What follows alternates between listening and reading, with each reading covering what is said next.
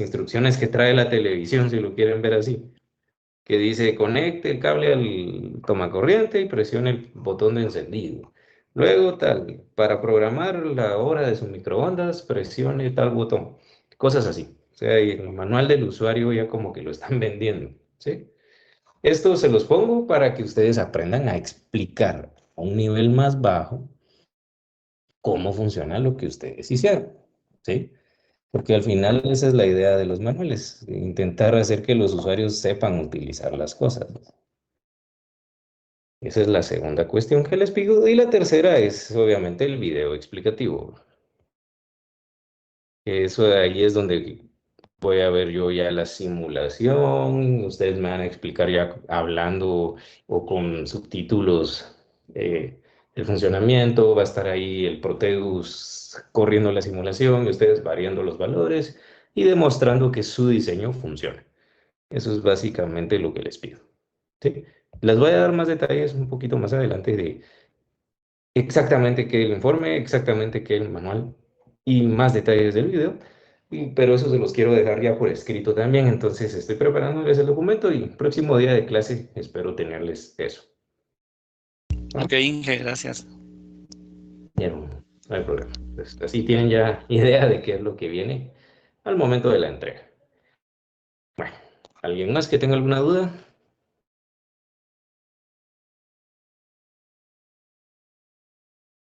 No.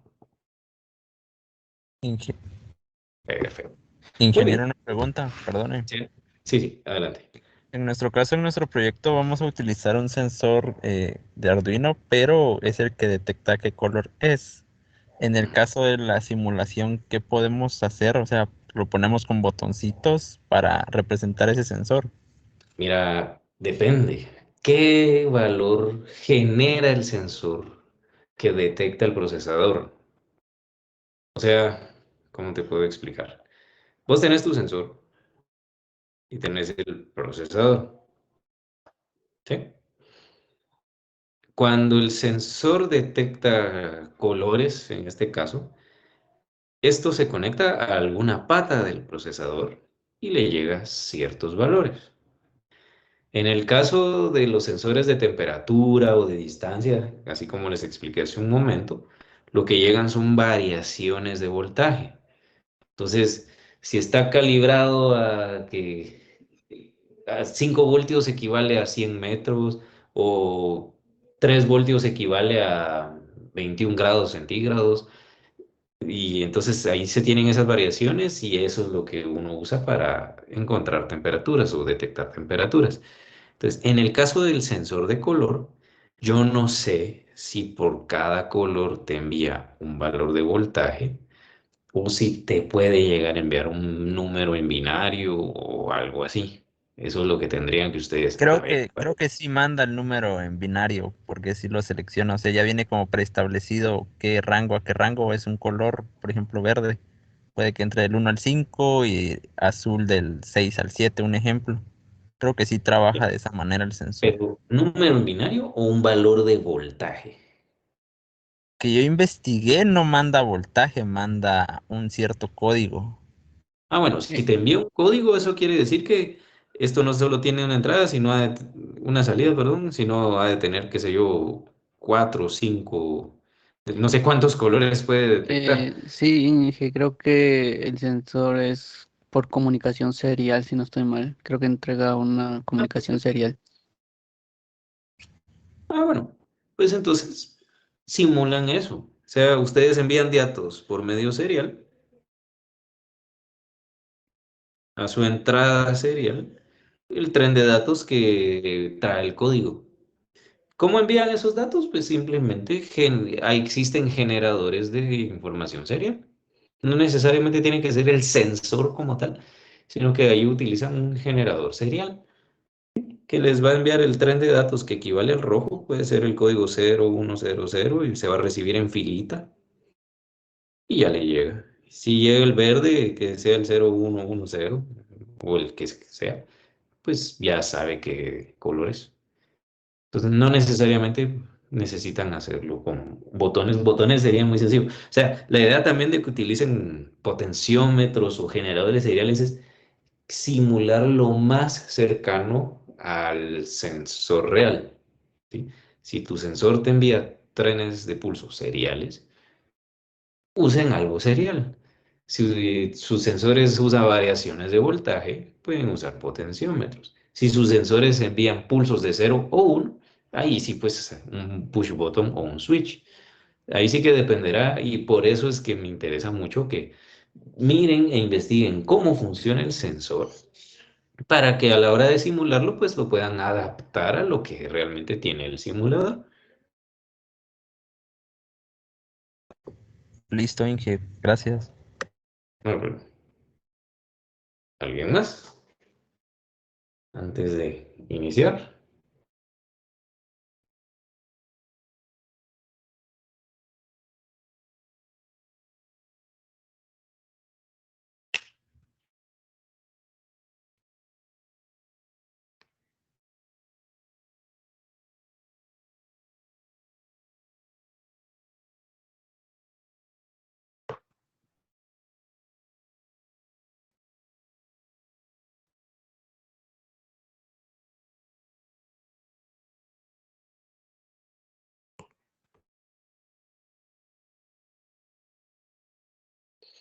Bueno, nadie más, no hay más dudas, comentarios, detalles que quieran o necesiten afinar. Muy bien.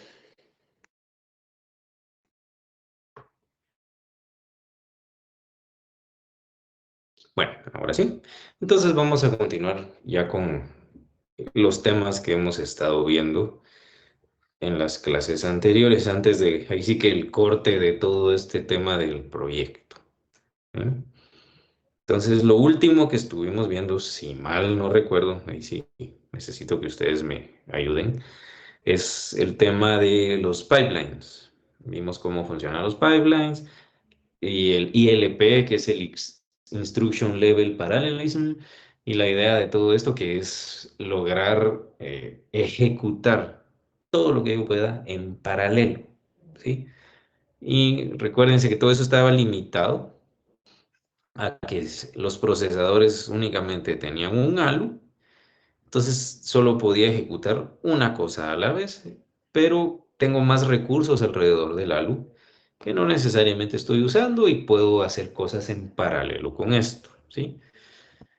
Y vimos que existen obstáculos al momento de implementar el paralelismo, ¿sí? Vimos que hay tres tipos de obstáculos. ¿Quién recuerda cuáles son? ¿O tiene anotado por ahí cuáles son?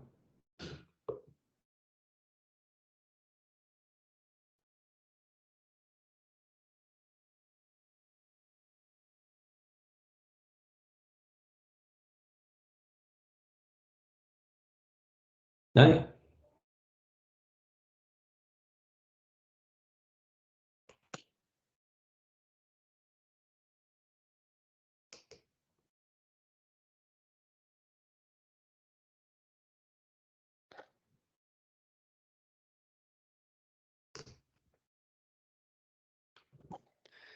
Bueno, para no perder tanto tiempo, vimos que existen obstáculos estructurales, obstáculos de datos y obstáculos de control, ¿sí? Obstáculos estructurales, de datos y de control.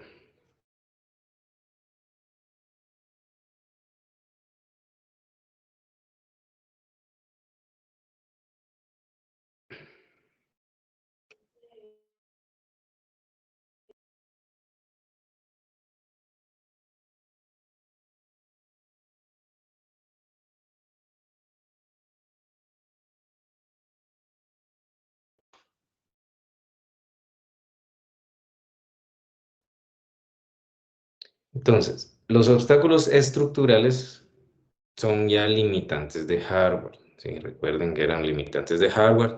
Los obstáculos de datos son cuando yo intento usar el mismo dato en varios procesos, y obviamente pues no puedo usarlos al mismo tiempo. Y los obstáculos de control es cuando yo tengo en mi programa saltos, ¿sí? Tengo un programa, hace un salto, entonces básicamente este espacio que me queda vacío por culpa del salto, son pulsos de reloj en donde no voy a ejecutar nada, ¿sí? Entonces eso hace que mis programas obviamente tarden más en ejecutarse y al final, pues lo que necesitamos nosotros al momento de optimizar los procesadores es siempre ejecutar la mayor cantidad de instrucciones en la menor cantidad de tiempo. Ese es siempre el fin último, ejecutar todo lo que pueda en el menor tiempo posible. ¿Estamos? Solo alguna duda o comentario antes de que sigamos.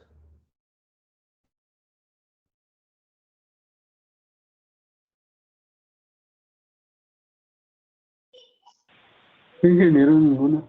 No. Bueno, muy bien.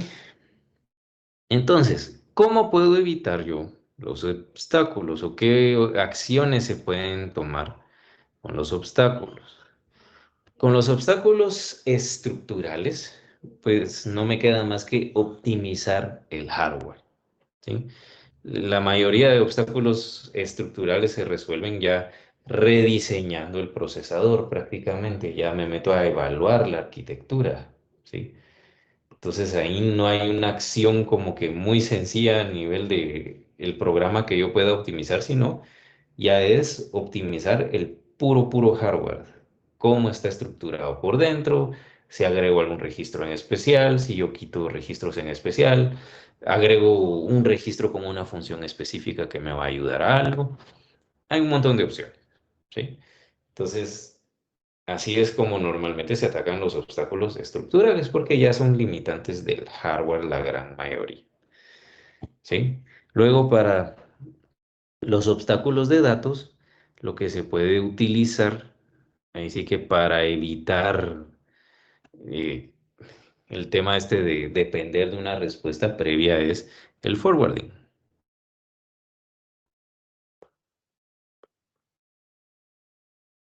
¿sí? El forwarding, esto es para intentar reducir los obstáculos de datos o la dependencia de información entre una etapa y otra. Entonces, ¿de qué se trata esto? Recuérdense que nosotros tenemos 5 etapas en la ejecución de las instrucciones, 5 etapas mínimas. Está la búsqueda de la instrucción, la decodificación, la búsqueda de los operandos, la ejecución y el resultado, ¿sí? Y normalmente, hasta que yo estoy en la parte de resultado, es que ya puedo disponer del dato que se haya generado, ¿sí? Este proceso de resultado lo que hace es sacar la respuesta que tiene la LU y por medio de algún registro almacenarlo, ya sea en otro registro para uso posterior o en alguna dirección de memoria, ¿sí? Ahí sí depende de cada quien. Pero ya es un proceso más que tengo que ejecutar, mover ese dato que acaba de salir y trasladarlo a un punto donde yo sé que lo puedo ir a alcanzar después, ¿sí? Por eso es que es una etapa más, porque sí, no es solo de, ahí está la respuesta y ya. Entonces, lo que hace el forwarding es adelantarse a ese proceso y tomar de una vez el dato recién salido de la luz, si lo quieren ver así, y de una vez mandarlo a la etapa que está esperando ese resultado, ¿sí? Posiblemente va a ser en la parte de una búsqueda de operandos de una instrucción siguiente o en alguna ejecución de una instrucción siguiente, pero me ahorro esto. Entonces, ahorro un poco de tiempo, ¿sí? Lo malo es que a veces no siempre se puede aplicar.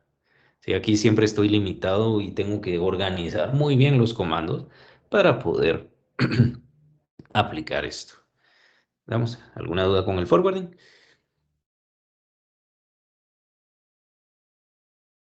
No, Inge. ¿No? Y de ahí tenemos los obstáculos de control. Los de control son pues cuando tenemos muchos saltos o las instrucciones de llamada, las famosas call. Cuando yo estoy en un punto del programa e invoco algo que está más allá de la secuencia que llevo, ¿sí? Entonces, la idea de esto es tener la menor cantidad posible de saltos, porque todos los saltos, por más pequeños que sean, me dejan estos espacios vacíos en los que prácticamente el procesador, estos espacios vacíos, el procesador va perdiendo tiempo aquí, perdiendo tiempo acá, perdiendo tiempo acá. Y cada saltito de esos y esa pérdida de tiempo, pues eventualmente se va sumando y sumando y sumando. Y a la larga, pues se traduce todo esto a un programa ineficiente que me ejecuta muy pocas cosas en el tiempo que se consumió, ¿sí? Entonces, la mejor manera de atacar los saltos o los branches son estos espacios en blanco, ¿sí? Es utilizar predicciones, intentar predecir qué va a pasar con los saltos. Entonces hay dos formas de predicción. Tengo un predicted non-taken y un predicted taken. ¿Sí? Son los dos tipos de salto. El not taken quiere decir que el procesador asume que el salto no se va a hacer. ¿Sí? Entonces, ¿cómo así? Yo tengo mi secuencia y viene la línea que me dice salte, salte a tal punto. Entonces, si es un predicted not taken, el procesador lo que va a hacer es, en cierto modo, saltar o sabe hacia dónde sería el salto, ejecuta lo que viene ahí, pero continúa en lo que se hace ese salto con las líneas siguientes del programa. ¿Sí? Entonces, en cierto modo, es como que nunca se hubiera hecho el salto.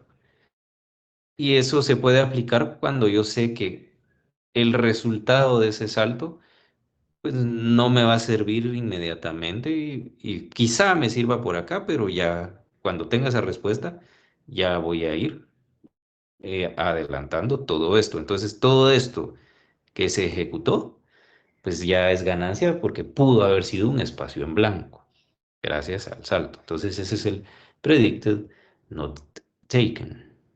¿Sí? Y la otra es cuando igual el taken, el procesador asume que sí vamos a hacer el salto. Eso quiere decir que viene la instrucción de salto, entonces me voy a otra parte del programa, ¿sí?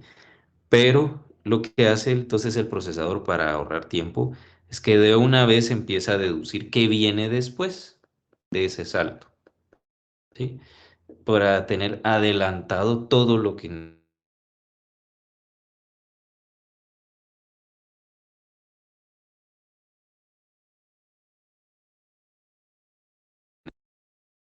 solo alguien me puso en mute, por favor, no lo haga. ¿Sí? Pero bueno, entonces les decía, básicamente, si toma como que vamos a hacer el salto, sí o sí, pero intenta predecir qué viene después de ese salto. Entonces ahí básicamente se ahorra tiempo, ¿sí? Se ahorra tiempo. Estamos. Entonces, ¿alguna duda por el momento?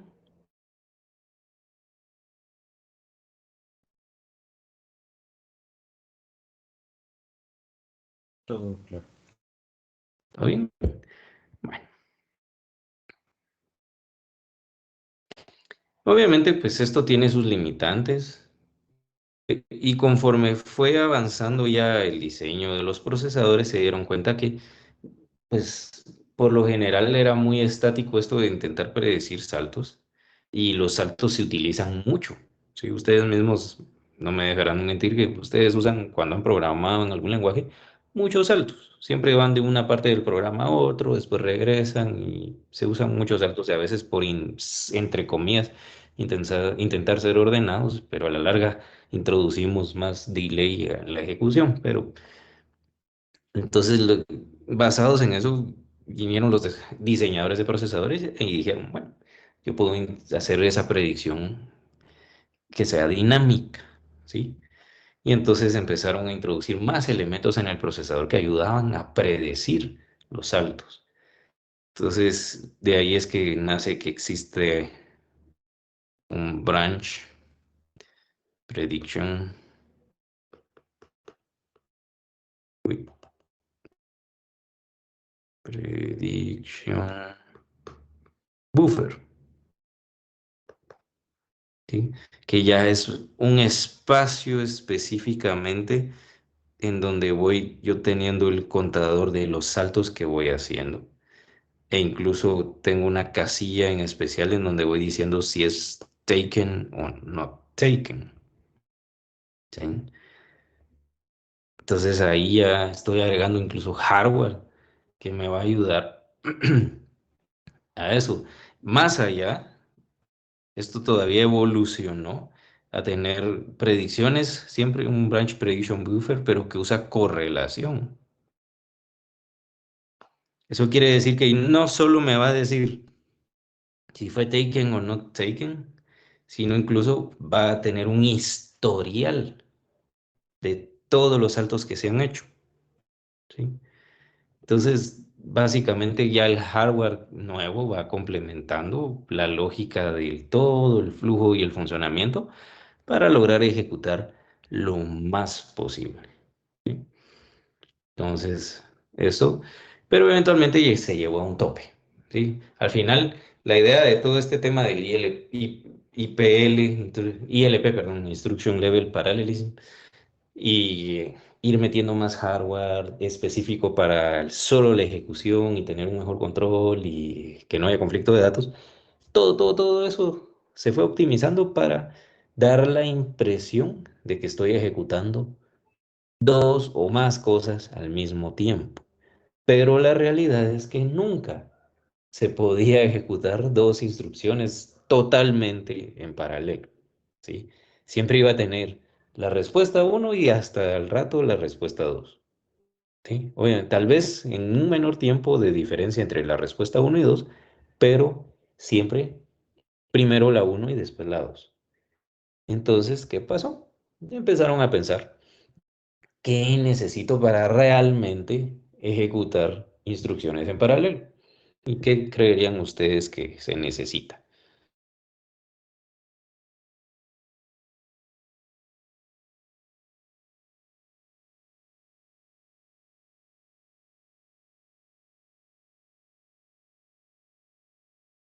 Otro núcleo. Otro núcleo. O si nos vamos más un poquito fuera del término así como de núcleos, porque ahora todo es multicore y cuántos núcleos tiene tu procesador, pero en esencia sí tiene que ver con otro núcleo, pero más a bajo nivel sería otro ALU. En lugar de tener nuestro solitario ALU echando punta del solito, agregan un otro compañero. Entonces, en teoría, si tengo dos ALUs, puedo hacer dos cosas al mismo tiempo, ¿sí? ¿Y creen ustedes que es así o no? Con agregar otro álbum, realmente puedo ejecutar dos cosas al mismo tiempo.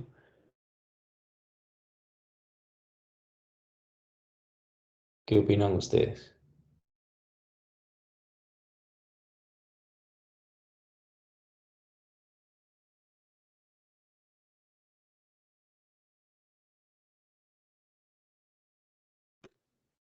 ¿Nadie?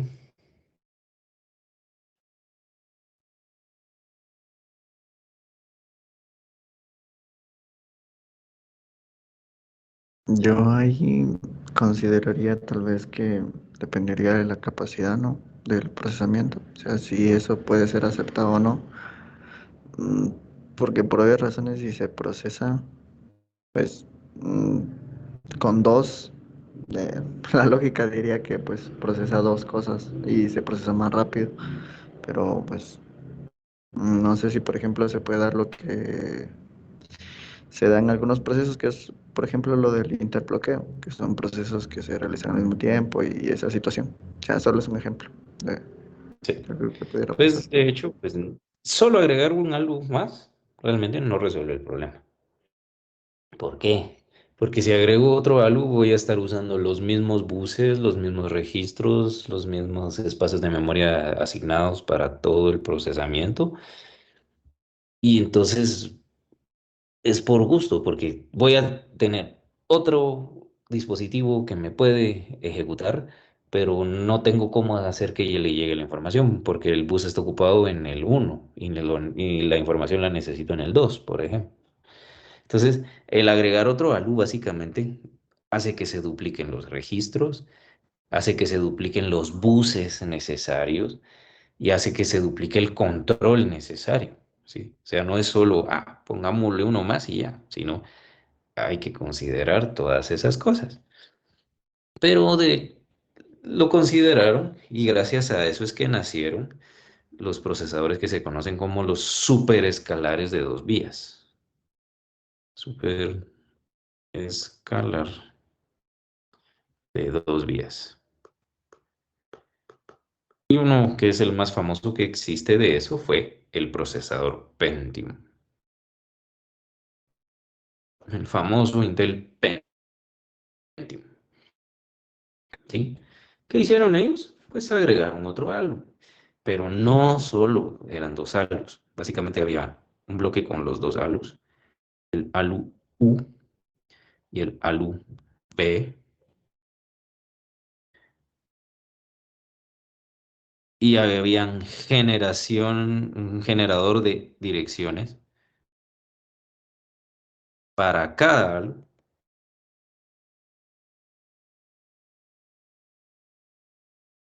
También yo tengo un decodificador de instrucciones. Voy a tener un buffer prefetch, se llama.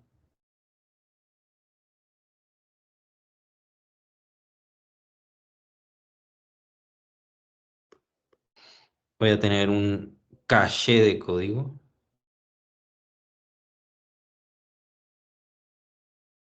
Voy a tener una ROM de control.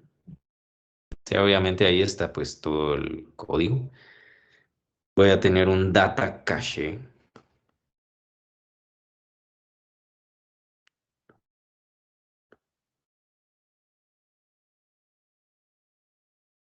¿Sí? Mi branch buffer. Y todo esto estructurado de cierta manera para que básicamente los ALUs trabajaran de manera independiente. Entonces yo tenía registros para el ALU U, registros para el ALU V, registros perdón, con instrucciones que solo ejecuta el ALU U y también instrucciones que solo ejecuta el ALU V.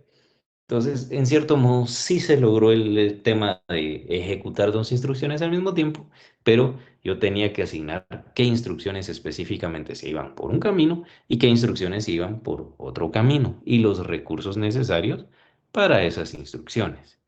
Entonces, básicamente dividían el trabajo dependiendo del tipo de instrucción y así es como se logró en cierto modo ejecutar dos cosas al mismo tiempo. Y la lógica del superescalar de dos vías es prácticamente igual a la del pipeline. Yo tengo siempre mis pulsos de reloj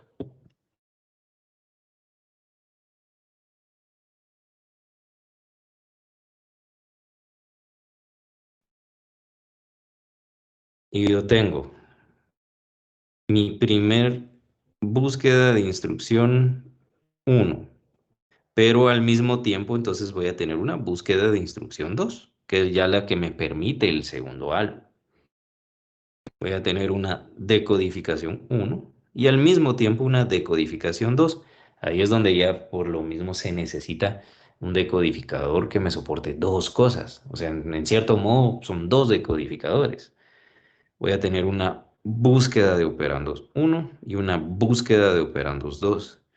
Voy a tener una ejecución uno y una ejecución 2. Y por último, el resultado uno y el resultado 2. Eso sí, totalmente en paralelo, pero dense cuenta que para hacer el proceso de uno y 2 necesitan siempre tener recursos distintos, ¿sí?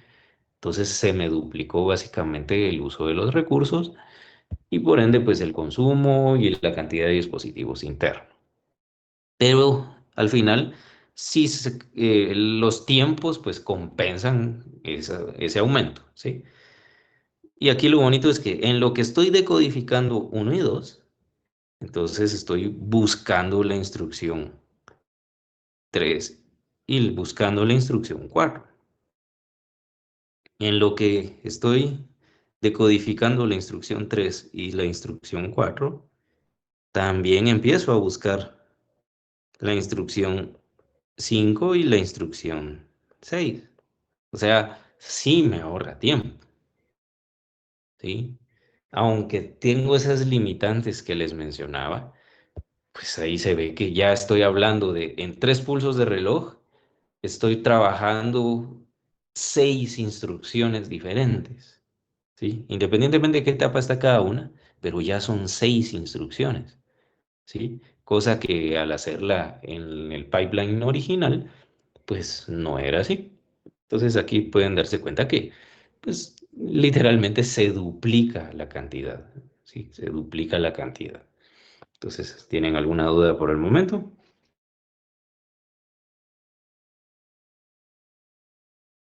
¿No? Sí, ingeniero. Bueno, entonces, al tener esto, obviamente ya lleno, voy a tener muchas instrucciones en sus distintas etapas ejecutándose en paralelo. ¿Y qué va a pasar? La posibilidad de encontrar obstáculos, ya sean estructurales, de datos o de control, incrementa, ¿sí? ¿Por qué? Porque tengo más cosas, estoy usando más recursos y si estoy usando más recursos adentro de mi procesador, es muy posible que tenga que esperar por alguno. Entonces se incrementa la posibilidad de obstáculos al incrementarse la cantidad de procesos, ¿sí? Eso así queda. Entonces, de aquí ya empiezan temas como el scheduling, ¿sí? O la programación de ejecución, la forma en que se ejecutan y el orden que se ejecutan los comandos. Tradicionalmente, pues siempre el programa va en un orden, 1, 2, 3, 4, 5, porque yo espero tener ciertos resultados para con eso sacar otra cosa y sacar otra cosa y todo es secuencial, ¿sí? Pero al ya tener tantas cosas en paralelo y demás, se dieron cuenta que otra manera de optimizar los tiempos de cualquier programa era, bueno, si yo tengo aquí mi programa base, pero ¿qué pasa si no necesariamente sigo ese orden para ejecutarlo? ¿Qué pasa si yo puedo hacer uno y 2 al mismo tiempo que 7 y 8? Y ya que tengo los resultados de uno y 2 ya puedo meterlos a 3 y 4 y con 3 y 4 5 y 6 y ya ahorré un poquito de tiempo, ¿sí? Entonces, a eso se le conoce como la ejecución fuera de orden.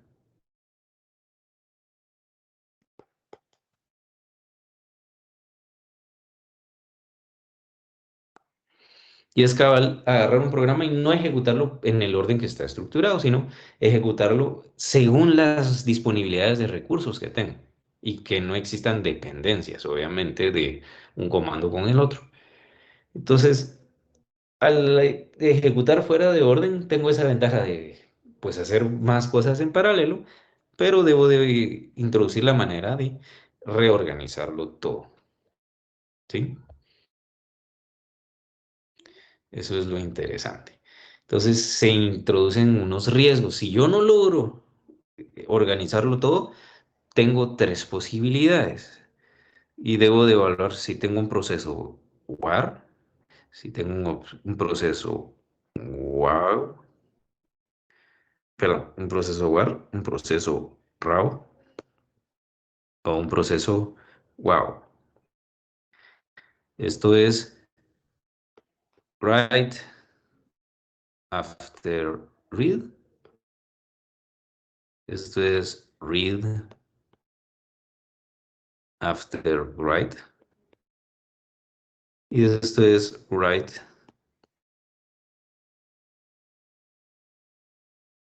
after write.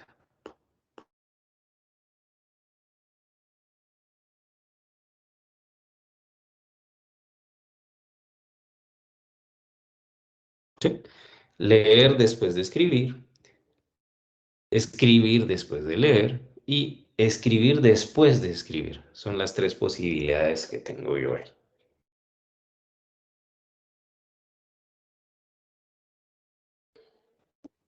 Estamos.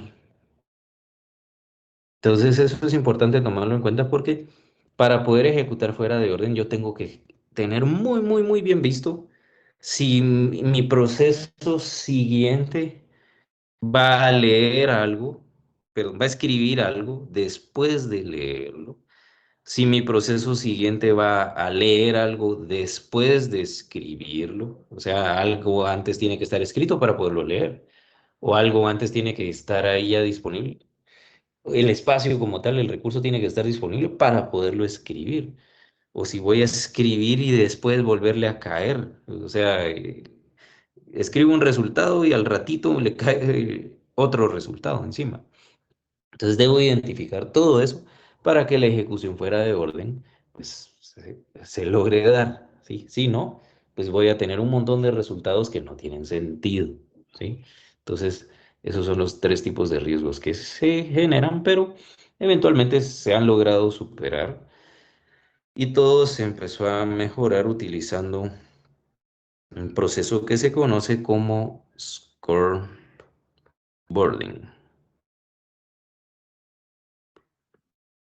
¿sí? El scoreboarding. Por ahí, ustedes han escuchado esa palabra scoreboard, ¿sí?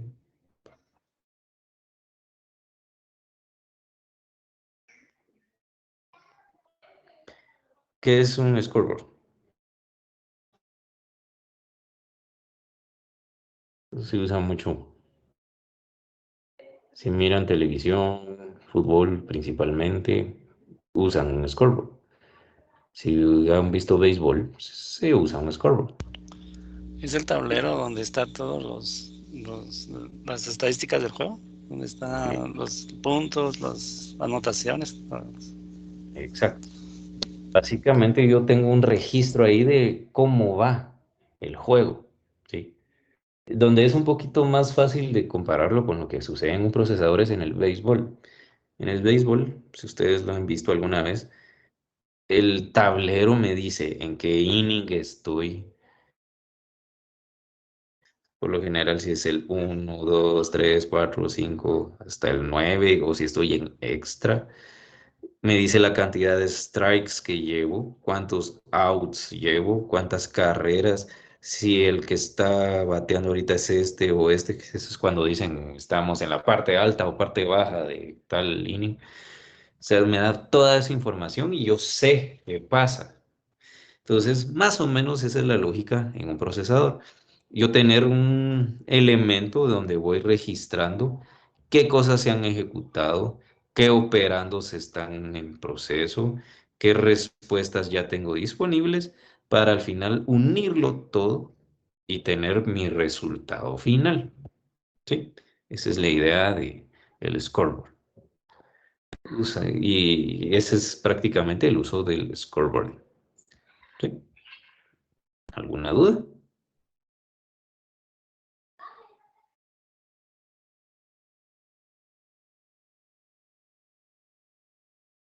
Ningún ingeniero. Bueno, bueno. Muy bien, entonces, todo esto es un poquito pesado, yo sé, raro, pero es interesante entender cómo es. No, si se dan cuenta, no estoy entrando a mucho detalle de cómo exactamente se realiza, porque sí es un proceso, pues, bastante complicado y un poquito tedioso. Ya ver que existen registros de orden, el scoreboard, todo lo que involucra, que sí les voy a dar un poco más de detalle el próximo día de clase de esto es puntualmente, pero lo que más me interesan es que vean la lógica detrás de todo esto, ¿sí? Al final, todos los fabricantes lo que han querido siempre es ejecutar la mayor cantidad de instrucciones en el menor tiempo posible, ¿sí? Tener más capacidad de procesamiento. Esa es la carrera de todos. Y obviamente tener la mayor capacidad ahora se le ha sumado con el menor consumo. En especial ahora que estamos en esta época de que todo es móvil, todo es móvil. Entonces, la mayor capacidad posible con el menor consumo posible. Entonces, todo esto, si se han dado cuenta, es cada pasito en la evolución para ir logrando esto. Desde que eran grandes máquinas hasta que se redujo, hasta que se modificaron las instrucciones, se agregaron registros, se simplificó, hubo una época en que realmente se complicó y todo esto ha ido evolucionando hasta lo que tenemos ahora. Entonces, esa es la idea del curso como tal. Pero bueno, entonces por hoy aquí vamos a dejar esta parte y les voy a poner un video que me interesa que vean, para que vean también un poquito de cómo estamos ya en los terrenos más actuales y también que vean todo el impacto que puede llegar a tener la evolución de un procesador, ¿sí? O sea, no solo a nivel del detalle de la arquitectura, sino también a nivel comercial y todo lo que implica, ¿sí? Entonces les voy a presentar por acá un video, solo déjenme cerrar esto, listo. Vamos a ver. Solo en detalle, el video pues está en inglés. Yo le tengo activo los subtítulos. Yo le tengo activo los subtítulos, pero son los que genera automáticamente YouTube. Entonces, a veces son un poquito extraños, pero si saben un poco de inglés, pues por ahí lo van a ver.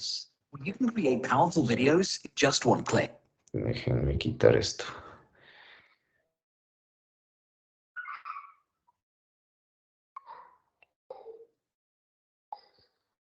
Bueno, ahí está.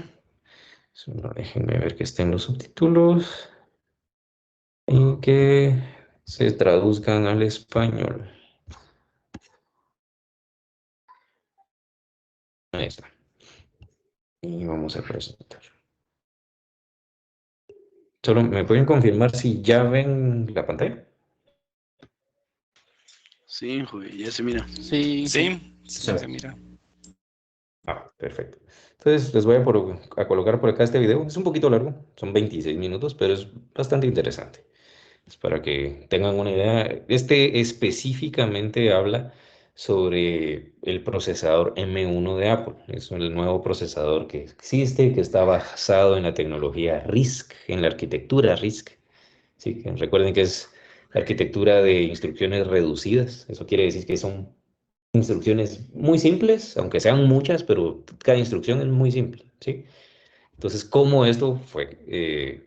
Este nuevo procesador específicamente ha cambiado y cómo impactó en la industria y qué puede venir más adelante. Eso es más o menos de lo que trata el video. Entonces, por acá se los voy a colocar y hablamos ahorita al final de este. Solo me confirman si se escucha, por favor.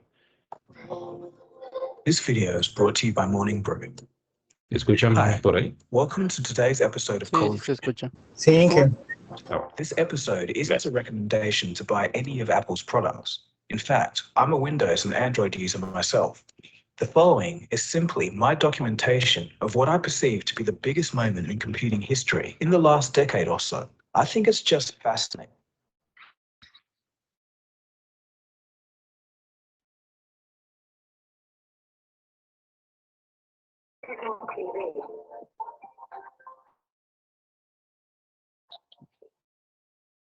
It seems that everyone hates Apple these days. There's some rationale for that. Recently, they've made their products impossible to repair, increased the prices of their products and accessories to a ridiculous level, and enjoy excessive control. But what if Apple actually did something to push the industry forward instead of competition? Well, it turns out that they may just have done that. Phones and computers are never seen as comparable when it comes to power. They both live in different worlds. Though, as long-time subscribers would know, up until 2012, comparing the two of them and seeing if a phone could replace it.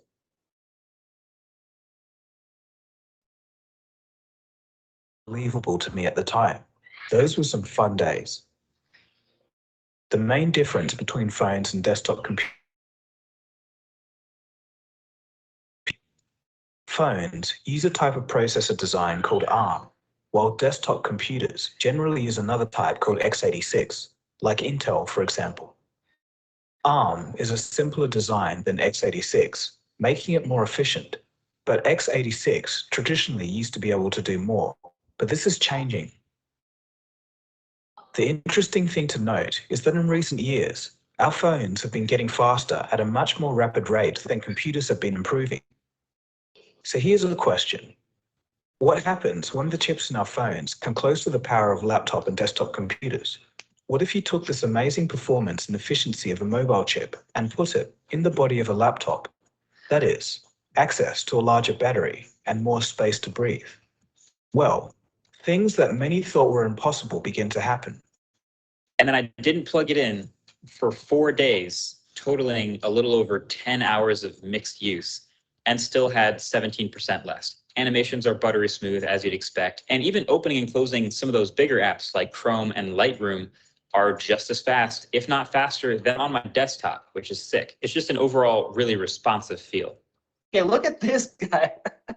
Okay, Angelica, when you're editing this, show the footage from the Surface Pro X.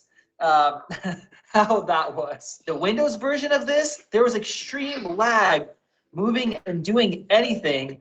And here it is extremely smooth. And this is the base model MacBook Air without a fan. These M1 Macs are setting up the future of Mac hardware as we know it. It is changing everything.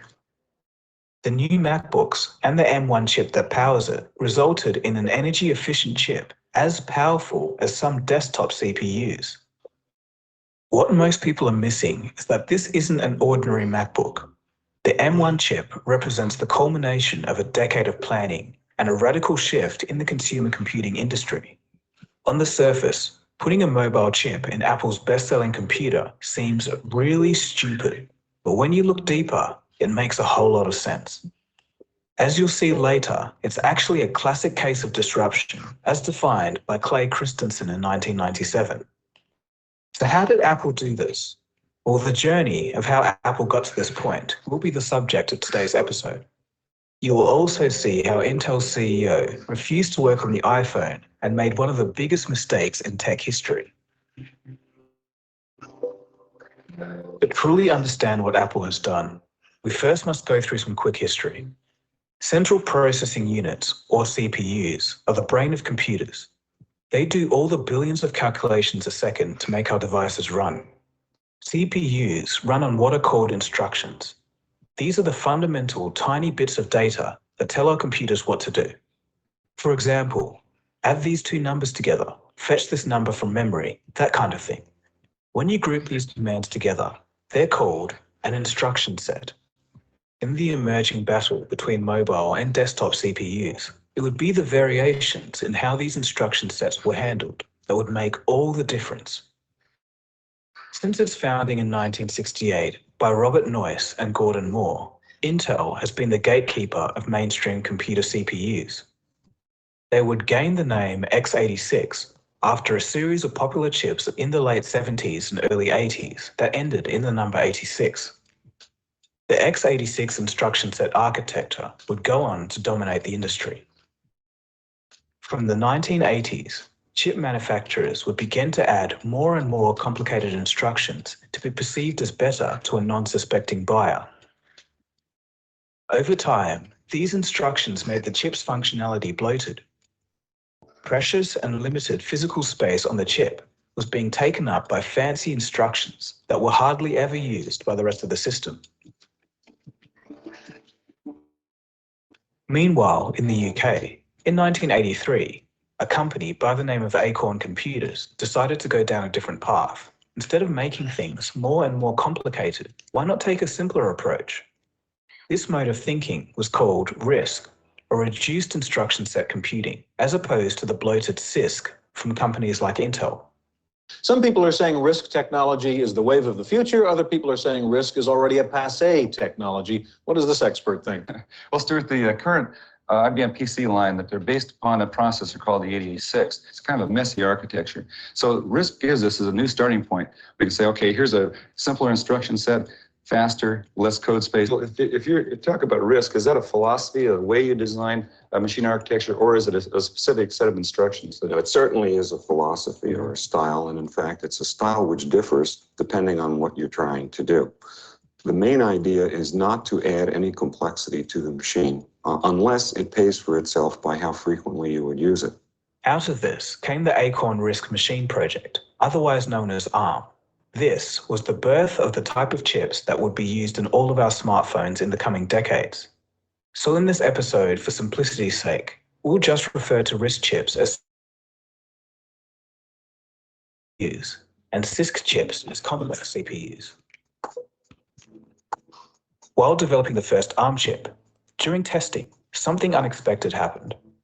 Here Professor Steve Ferber speaks about how he started the ARM project. As we set about designing the ARM, we didn't really expect to pull it off, okay? Firstly, we thought this RISC idea is so obvious that big industry will pick up on it and we'll get trampled underfoot.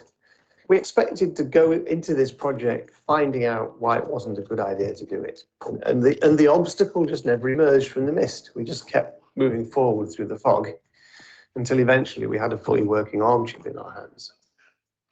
I don't think it was day one, but a few days later, we decided we better measure the power consumption. So I turned the ARM chip on, ran some code on it, looked at the ammeter, and it was reading 0.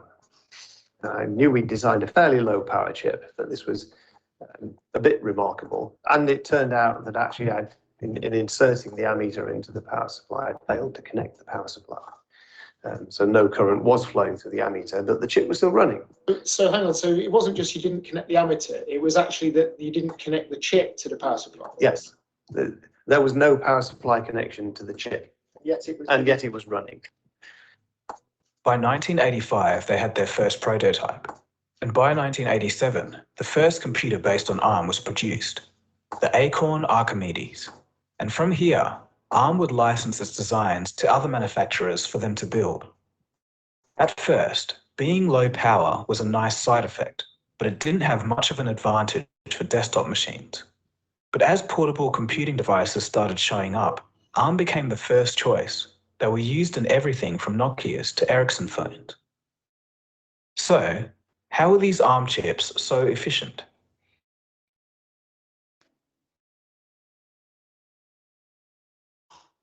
When we talk about computer CPUs, we measure them in gigahertz, and that means clock cycles per second.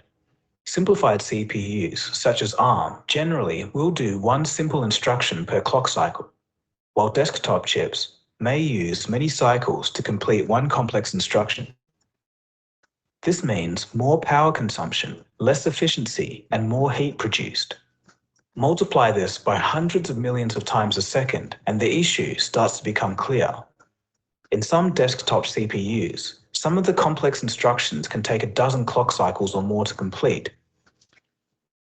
Though, contrary to popular belief, both kinds of processors were flourishing during the 1990s.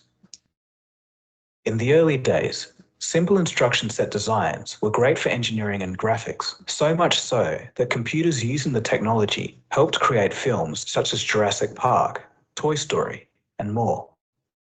Simple instruction CPUs were also used in the 3D graphics chip of the Nintendo 64 and other early game consoles. But the desktop market safely belonged to Intel. This symbol outside says inside you'll find a legacy of technological leadership, the Intel Pentium processor, for the next generation of compatible power. That's Intel, the computer inside. In 1991, Apple, IBM, and Motorola combined forces to create the PowerPC chip. Interestingly, PowerPC was a desktop chip, but used simple instruction sets. Apple would proudly put them in their computers during the 90s. The simple instruction ARM CPU would get a huge boost in the form of the iPod in 2001. Apple's use of the ARM chip in the iPod was a microcosm for ARM's popularity in portable devices. From mobile phones to MP3 players, by 2002, there were 1 billion ARM chips in devices. Despite using ARM simple CPUs in their portable devices, Apple's PowerPC collaboration with IBM and Motorola wasn't going so well. Their simple CPUs were falling behind Intel. It was looking like Intel and their complex CPU way of thinking was the way to go for the desktop market. So Apple left PowerPC behind. And yes, it's true. We are going to begin the transition from the PowerPC to Intel processors. When Intel signed the deal with Apple in 2005, Apple was already thinking of what comes next. They went to Intel to see if they could power the upcoming iPhone.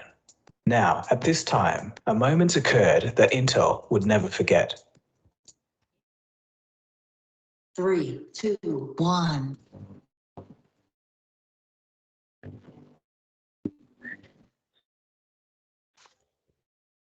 Paul Otellini, CEO of Intel at the time, didn't see such a deal working out, as it was far outside their speciality. He didn't believe that Intel could earn enough money by building mobile chips for Apple's new iPhone. Revenue wasn't going to cover the research costs, or so he thought. He couldn't imagine the iPhone selling well. This obviously proved to be a huge missed opportunity.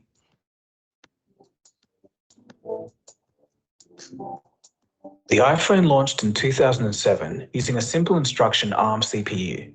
If Intel's CEO, Paul Otellini, had made the deal happen, they would have had a massive stake in the iPhone business. But unfortunately for Intel, Apple was moving on without them. In 2008, Apple would sign an architecture license with ARM. This was so they could design their own chips from the ground up. They would also buy PA Semi, a company whose founder previously specialized in high-performance ARM chip development. This was a key strategic acquisition for Apple. It gave them the expertise and potential to design some of the best ARM chips, and it put them on the road to disrupt Intel and their x86 processors. In 2012, Apple releases their first fully custom designed CPU.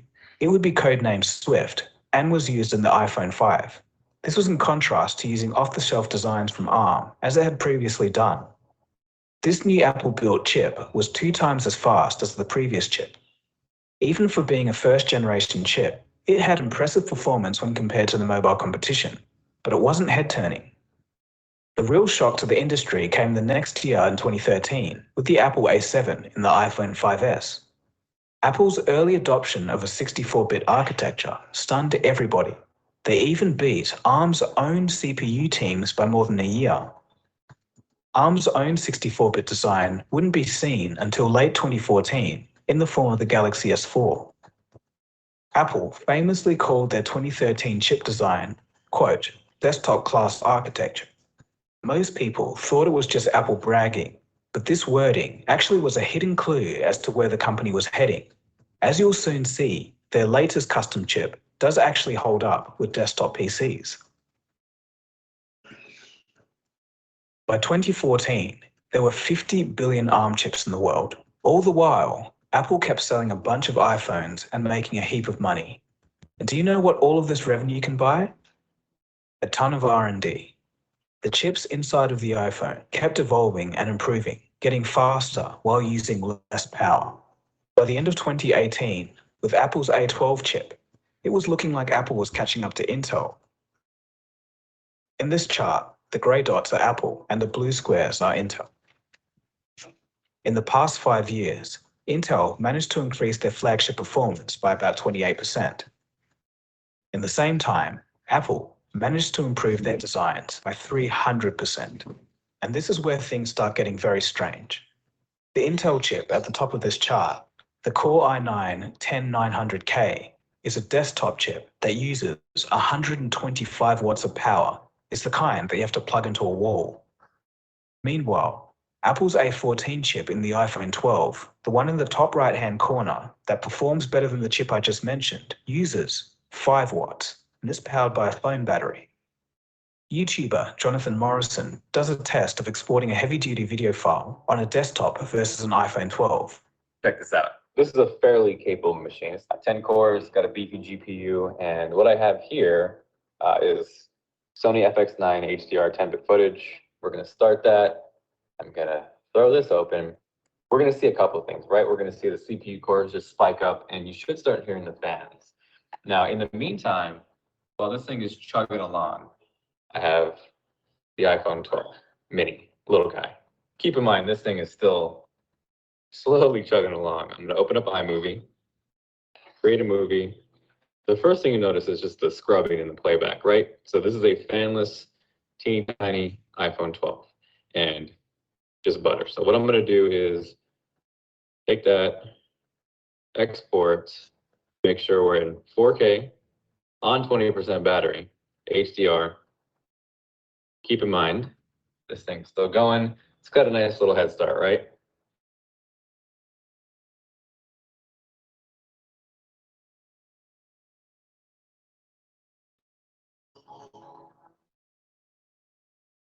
So this is on a battery, about 20% left, no fan, and this is a decked out iMac.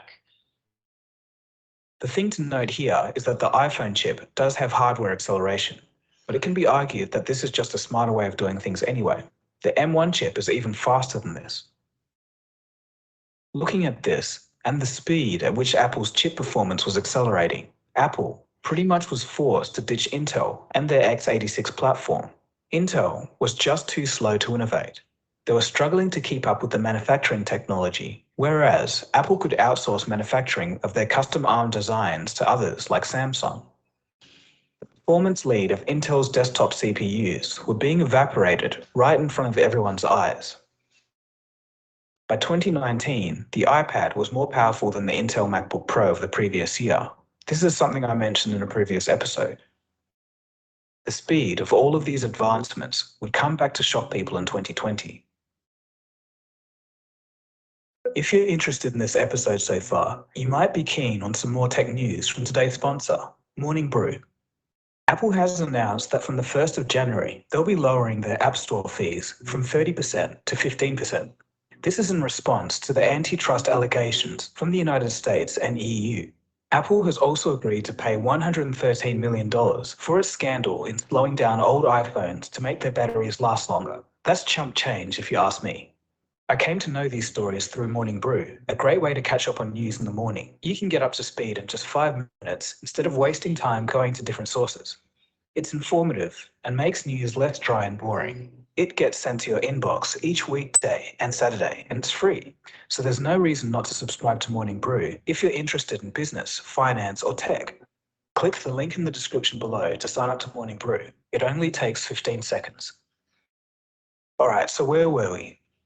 ARM chips are being used for low power uses. Like in mobile phones, Intel refused to make chips for the iPhone, and then Apple decided to do it themselves by acquiring a company. And then with this expertise, Apple has pushed the state-of-the-art forward until mobile phone chips were comparable to PCs. And now it was time for ARM and Apple to take on the PC head-on. In November of 2020, Apple reveals its new processor to take on the PC. It's called the M1, the company's first custom CPU designed with Macs in mind. It features 16 billion transistors, 35% more than the A14 inside the new iPhone 12. And because it's ARM-based and shares the same DNA as the iPhone, the new MacBook can run iPad and iPhone apps, all with transistors on a 5nm process. Early testing of the chip is blowing the online tech reviewer community off their feet. Proceeded to annihilate the other tests, posting 1744 on Singapore, which is faster than every Intel Mac ever made. Now, Vadim really wants to jump in front of the camera and give his opinion. All right, so I have a 2018 base 15-inch MacBook Pro. I tried playing League of Legends. It's not smooth.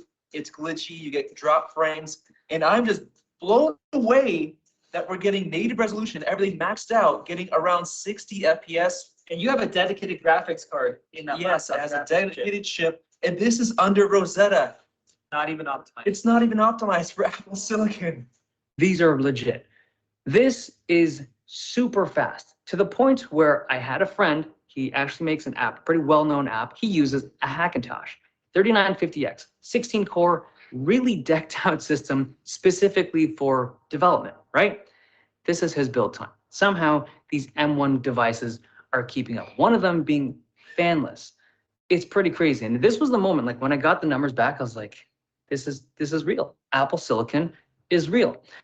If Apple as a company is to continue on their current performance trajectory, it's going to be insane to see. Here's a quote from AnandaTech. Quote, Apple claims the M1 to be the fastest CPU in the world. Given our data on the older A14, beating all of Intel's designs, and just falling short of AMD's newest Zen 3 chips, we can certainly believe that Apple and the M1 will be able to achieve that claim. AMD has shown lots of progress lately.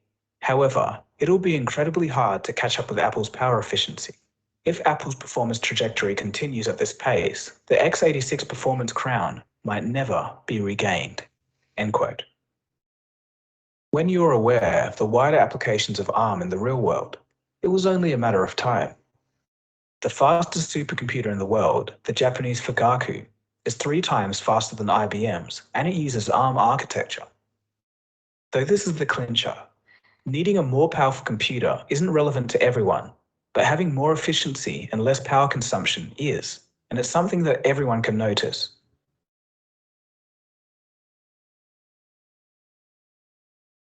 Clay Christensen, who wrote the book Innovator's Dilemma in 1997, states that disruptive innovations, quote, involve no new technologies. Rather, they consist of components built around proven technologies that are put together in novel architectures, offering the consumer a set of attributes never before available. And he goes on.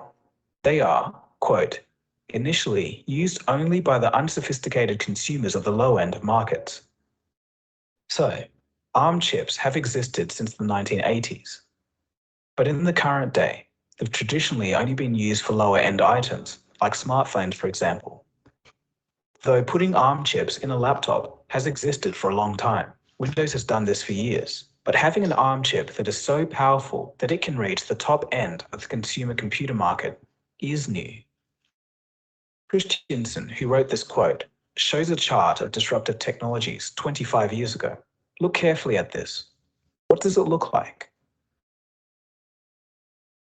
Steve Jobs even had something to say about this. Speaking at the launch of his next computer, he said that all systems and architectures have about 10 years of life. At the start, you have to get people to build applications for it, and around year 5, it reaches its architectural peak. Quote, then it goes on what you might call a glide slope. The architecture is everything it's going to ever be at that point.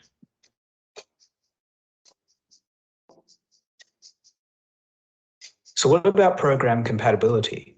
Well, according to earlier reviews, the CPU is so powerful that it has similar or better performance running apps that weren't even designed for it. According to The Verge, it's so good that they couldn't even tell if the apps running were coded for ARM or not.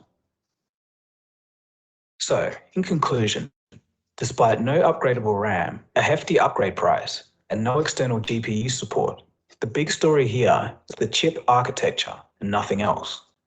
It's proving that ARM can have an inherent advantage in the laptop and desktop space.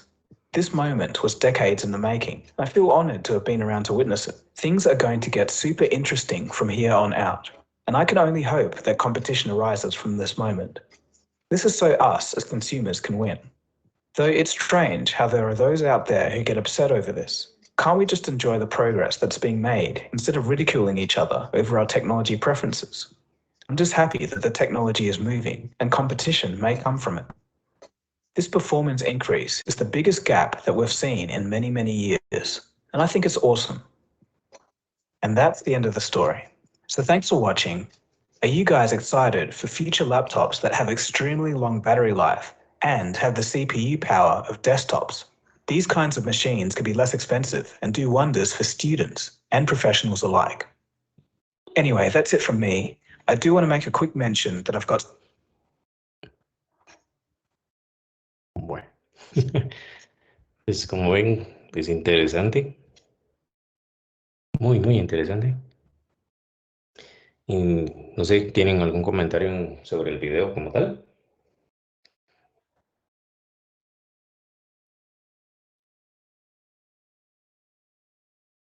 ¿O alguna duda sobre eso? No, Inge, por mi parte todo bien. ¿Todo bien? Sí. igual en ese canal pues hay varios videos así, no solo de computación, sino de tecnología en general. Por ahí les voy a poner otro par que también me interesa que veamos que son sobre Intel específicamente. Así pues se van enterando un poquito también de la historia detrás de estas empresas y cómo decisiones de diseño o decisiones corporativas pueden desarmar todo lo que viene. Entonces, para que tengan también un panorama más general de todo, pero si se dan cuenta, pues la evolución sigue. Ahorita pues tuvimos sí un cambio bastante importante con este procesador. Ya AMD está experimentando con esto, incluso el mismo Intel está empezando a experimentar con procesadores con arquitectura ARM.